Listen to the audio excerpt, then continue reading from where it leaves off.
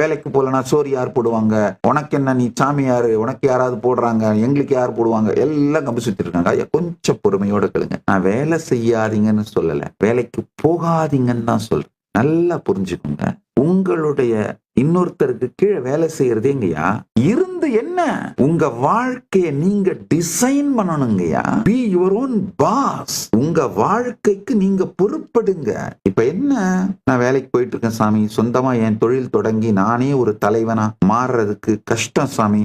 அப்ப என்ன பண்ண, ஒரு வருஷம் ப்ராஜெக்டா மாத்திக்கோங்க. இந்த வருஷம் 2026க்கு இந்த ஃபுல் இயர் இதான் என் ப்ராஜெக்ட். மெதுவா ஒரு சுய தொழில் தொடங்குவேன். அதுல நல்லா என்னுடைய காலை ஊனிட்டு பவுண்டேஷனை கிரியேட் பண்ணிட்டு வேலைக்கு போறத மெதுவா குறைப்பேன். இன்னொருத்தருக்கு வேலை செய்யறத குறைச்சி இந்த வருஷ கடைசிக்குள்ள என்னுடைய தலைவனாக நானே மாறிவிடுவேன். ஐயா நம்ம வாழ்க்கையை வடிவமைப்பதை, நம்ம வாழ்க்கைனா நம்முடைய தினசரி நம்ம